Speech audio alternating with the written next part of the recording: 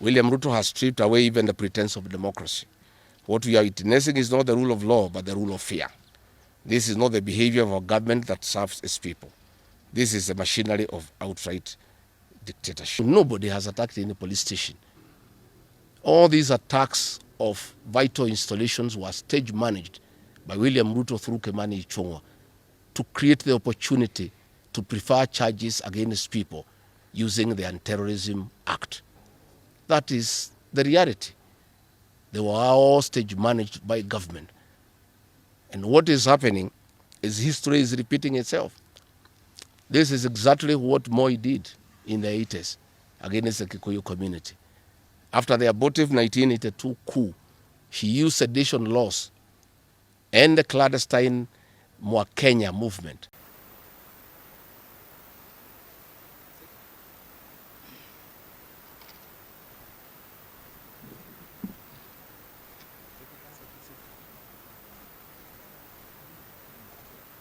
Dear Kenyans, you are all aware of the political developments in our country. We are standing at a point of economic, political, and social nosedive as a nation.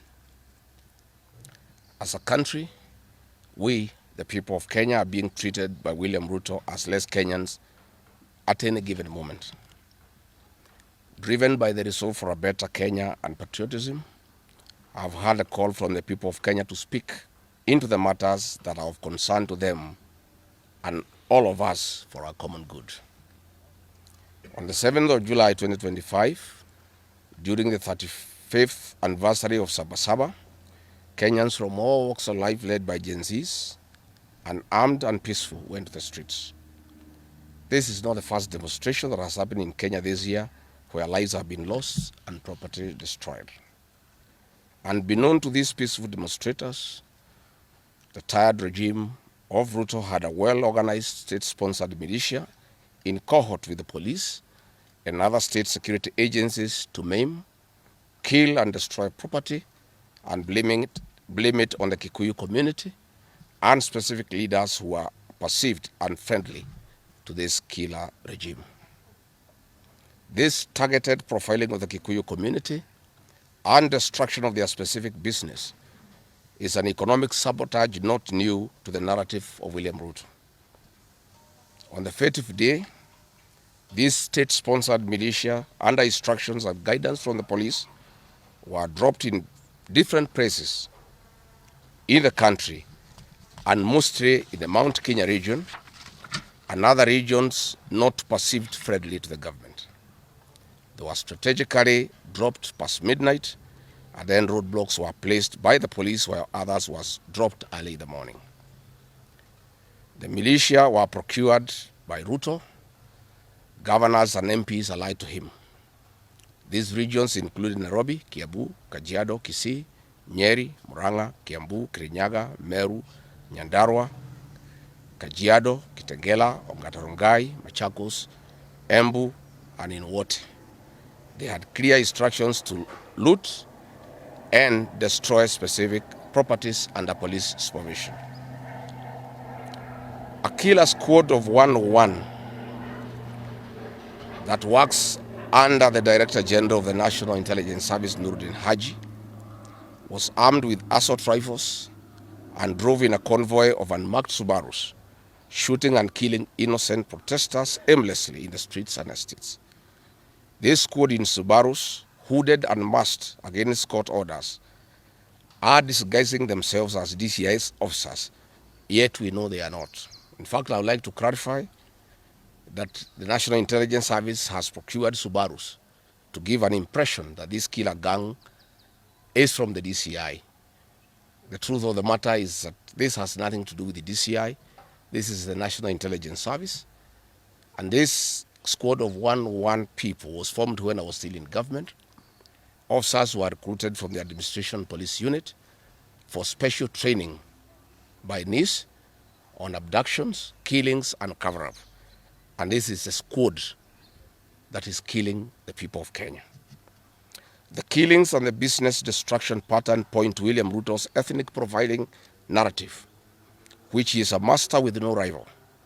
With a close coordination of PS Interior Raymond Omolo, this narrative was boosted online by state bloggers to spin the narrative. The Cabinet Secretary Kipchumba Murkomen's public to shoot to kill order, coupled with assurances to police officers that the government will not cooperate with the investigators in police conduct, has emboldened security forces. Police officers are now on record threatening citizens who are in their homes, boasting of their license to kill, acting with a confidence that can only come from the highest echelons of power. Mr. Murkomen's admission that these are not just instructions from him but orders from above removes any ambiguity about where responsibility lies. It will be recalled that in the run-up to the 2007 general election and its aftermath, the narrative of 41 against 1 was a masterpiece of William Ruto. The target was profiling Kikuyus against the rest of the country. To a large extent, he succeeded, and every Kenyan knows what happened, and it is also fresh in his mind of the ICC ordeal still hanging on the neck of William Ruto today. We remind William Ruto that his ICC cases are not yet over. They have been posed after witnesses disappeared, and what he is pretending over are crimes under the Rome Statute. It is clear history is repeating itself, and the architect William Ruto is back on the deck. He is hell-bent to finish his unfinished business with the people of Mount Kenya, destroy their businesses, and make them black sheep of Kenya. Despite this horrible experience, the people of Mount Kenya voted William Ruto to a man in 2022 general elections against the advice of President Uhuru Kenyatta, whom Mr. Ruto had branded as a drunkard and a useless leader. Today, the people of Kenya, and especially the Mount Kenya region, feel sorry that they did not heed to the advice of Uhuru Kenyatta. These state-sponsored militia were key in touching of various parts of the country with ease of police assistance to prefer terrorism charges on specific people from the Mount Kenya region. So far, about 50 young people are in courts in trumped-up charges of terrorism in scenarios of stage-managed crimes by the state. Again, this is a clear onslaught on the Kikuyu nation. A case in point, when a police station in Mawego in Homa Bay County was torched, the suspects for that particular crime have been charged with arson. But when a police station is alleged to have been torched in Kiambu, suspects from the Kikuyu nation are charged with terrorism charges. This is serious ethnic profiling. Last night, in Juja and Kirinyaga, these state-sponsored militia invaded various businesses. Luckily, in Kirinyaga, after Wananchi went to Sagana police station and they refused to act, saying they had orders from above not to interfere, the people organized themselves and repulsed the militia. Mr. Ruto's ethnic profiling has led to the destruction of the foreign properties belonging to the people of Mount Kenya. Maguna supermarkets in Meru, Kahawa West and Murang'a. Nice supermarkets, hotel and petrol station, and nice city in Mwea in Kirinyaga. County supermarkets in Kabati and Kirinyaga. Power Star supermarkets, Quick Mart supermarkets in Eastern Bypass, Shell and Total Mini markets in Roiro, Chill Post Hotel in Gong, Boju Shop in Keserian, Homegrown Supermarket among others, and the Family Bank in Kahawa and Roiro. Notably, in Meru, these state-sponsored militia tried to attack Meru Dairy Processing Plant and were repulsed by workers. In Nyeri, they further tried to attack Wakulima Dairy in Mukurweini, and the attack failed. We urge our businesses to heighten security surveillance on their business premises and production lines, especially the KTDA, coffee factories, milk processing factories, among others. We take note that in Meru, on Sunday, the 6th of July, at an event attended by CS Kipchumba Murkomen, the MP for Bori, Mugambire Dikire, indicated that a supermarket would be attacked the following day. As sure as December 25 is Christmas, and true to his word, Maguna supermarket was torched by the state-sponsored militia, which the MP was privy to. Why hasn't Mugambire Dikire been arrested? How did he know that a supermarket would be attacked? This is selective justice. The evidence that these militias are state-sponsored is plain for all to see. Videos circulating widely show police officers not merely failing to intervene, but actively transporting armed groups who proceed to unleash destruction with apparent impunity. Uniformed officers have been seen standing guard as these groups rampage. They are in action and a stark contrast to strong statements being made by government. In Nyeri, journalists were attacked by these militias in the presence of the police. It is well documented.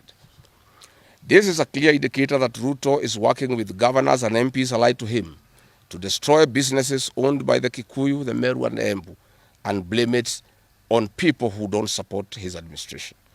This is a tactic that was used by the colonialists with collaborators who searched earth policy and torched buildings and businesses and blamed it on the Mau Mau.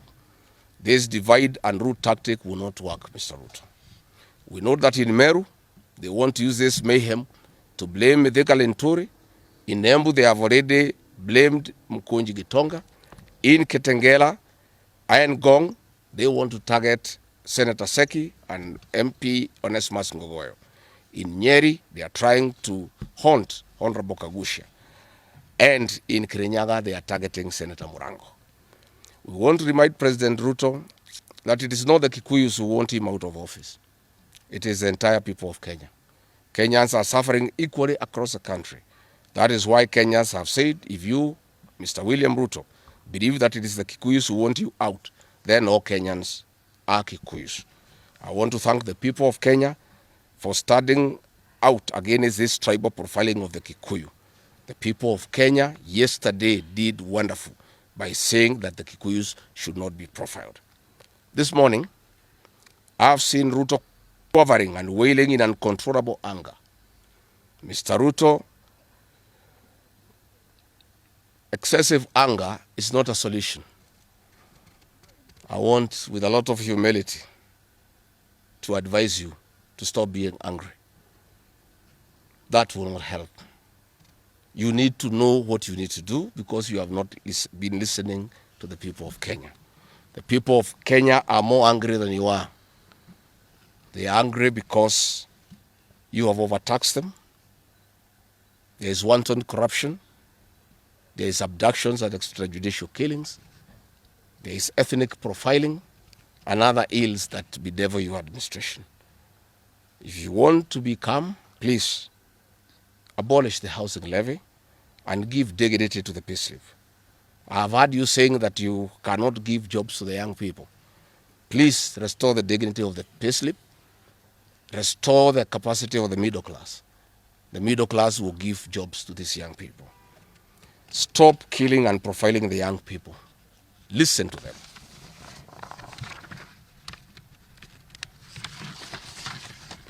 Stop abductions and extrajudicial killings.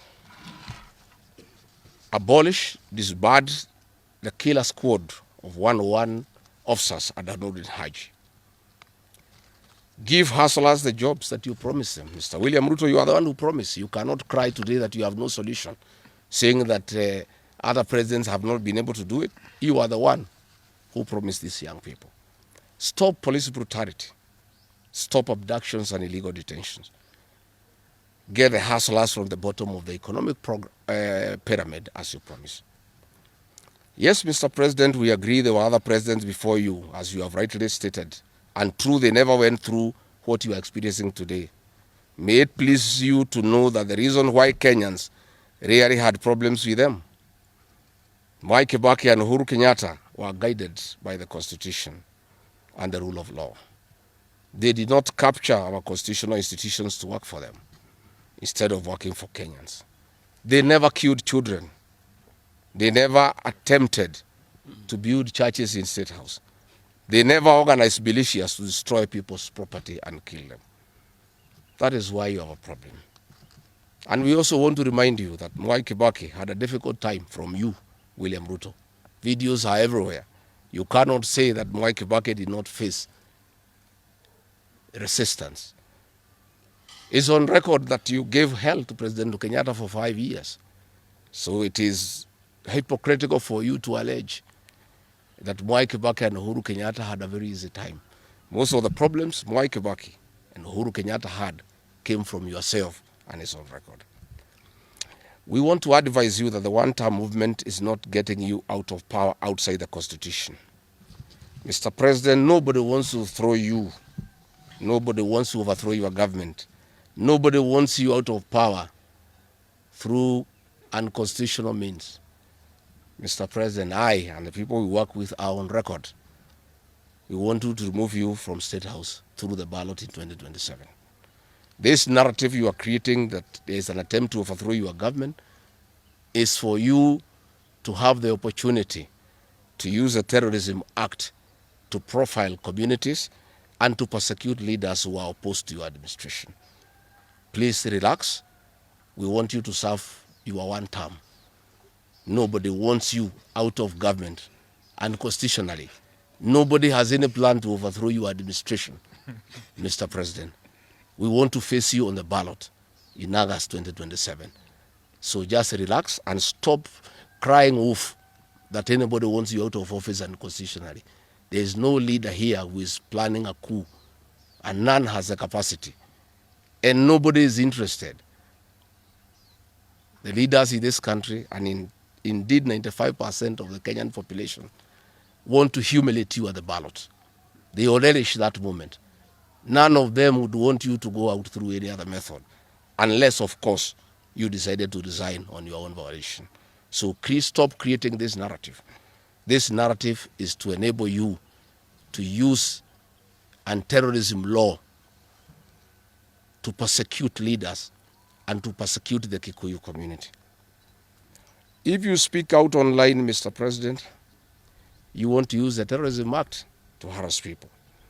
If you dare challenge your administration, you want to use the Terrorism Act to deal with people who are opposed to your administration. My fellow Kenyans, let us not be deceived. William Ruto has stripped away even the pretense of democracy. What we are witnessing is not the rule of law, but the rule of fear. This is not the behavior of a government that serves its people. This is the machinery of outright dictatorship. Finally, I want to announce to the people of Kenya that tonight I will be traveling to the United States of America to talk to the Kenyans in diaspora and the international community about the state of the nation. I would have wanted to stay in the country at this very difficult time when our people are under siege, but I have engagements that I'm not able to postpone. I have been threatened by people close to William Ruto, who called some of my people today, that they will want to stop me from leaving the country. I have no problem. If you want to come and arrest me at the airport, as you are threatening us, you can go ahead. I don't have a problem. You cannot sell fear to us. You know, even if you sold us fear, we cannot buy. You know, and therefore, as I'm out of the country, unless I'm stopped from going, and if I'm stopped from going, I'm still okay. I'll be here because this is my country. We have made sufficient arrangements with other leaders in the united opposition to create a pool of lawyers to come in through for our young people who are being persecuted on trumped-up charges of terrorism. And I want to explain. I have heard the president saying that people have attacked police stations and the law courts. It was all stage managed by the MP for Kikuyu. How do you explain that people can walk into a police station and they are not armed and take over the police station from armed police officers? How do you go to the courts that are guarded by armed police officers and touch them? All these attacks of vital installations were stage managed by William Ruto through Kimani Ichung'wa to create the opportunity to prefer charges against people using the Anti-Terrorism Act. That is the reality. So nobody has attacked any police station. They were all stage managed by government. And what is happening is history is repeating itself. This is exactly what Moi did in the 80s against the Kikuyu community. After the abortive 1982 coup, he used sedition laws and the clandestine Kenya movement to profile the community and hauled people into court, and they'll be taken by Bernard Chunga after 5 p.m. This is history repeating itself. I want to ask our people to be calm, to be cautious, and to be strong. I want to appeal to our young people, the Gen Zs. Looking at the scenario of what is happening and what William Ruto has planned, I want to ask my children, my sons and daughters, to consider applying the next onslaught against the President William Ruto by getting IDs and registering as voters so that they can deal with William Ruto on the ballot. Because I fear for them. Anytime they go out to the streets, they are killed like chicken. I would like to ask these children, we would like to live with them, we would like to see them grow. And when we look at the desperation of William Ruto and the brutal force he is using against these children, and the use of state militias to attack them, I would like to plead with them to consider, to join us, we in the opposition, by registering as voters. And in 2027, we'll be able to get rid of President William Ruto. William Ruto, finally, let me ask you a question. The Kikuyu nation, the Mount Kenya people, you call tribalists every day. These people you are waging war against, their businesses, are the same people who voted for you, even after what you did to them in 2007. They forgave you and considered you as a person they can elect as president. You have turned against the community. You are trying to mobilize other Kenyans to profile them and to fight them, but they have refused. These same people from Mount Kenya have the capacity to support somebody else. It must not be you. And they proved that they are not tribal by voting for you when you are Kalenjin. They can vote for a Kamba. They can vote for a Kisi. They can vote for a Luya. They can vote for a Maasai. That sense of entitlement that you are having to the Mount Kenya vote is misplaced. They voted for you, yes. You betrayed them. You turned against them. They don't have to vote for you again. Please stop persecuting them into submission. They will not submit to your brutality, to your vicious attack against them and their leaders. That I want to tell you for free today. I've listened to you talking with a lot of anger, calling them tribalists. They are not. How can they be tribalists when they voted for you and you are not one of them? But you don't have a sense of entitlement that they must vote for you. You know what you have done to them and why they have reacted the way they have. And I want to assure you, you cannot scare them into submission. Even if you jail them, they will not submit. These are seasoned descendants of the freedom fighters, and they cannot be intimidated. So let me encourage my leaders here as I go away to remain strong, to remain focused, and to speak for the people of Kenya. I am I have a lot of gratitude to the Honorable Stephen Kalonzo Musyoka and Eugene Wamalwa, who have been in court the whole of yesterday and today, standing strong and defending our young people who have been framed and charged with treason. For those two leaders, I want to give them the gratitude of my community and our leadership. They have come through for a community when it's under siege, and we are indeed very, very grateful. I want to ask our leaders here to be vigilant and to continue speaking out to the people of Kenya. Should the situation get out of hand and I need to cut my trip short and come back to join the other leaders in defending our people and speaking for them, I will gladly do so. Thank you very much. Good. That's comprehensive. I don't think iko maswali hata kidogo. Labda ile watu ya Kameme iko na Nairobi.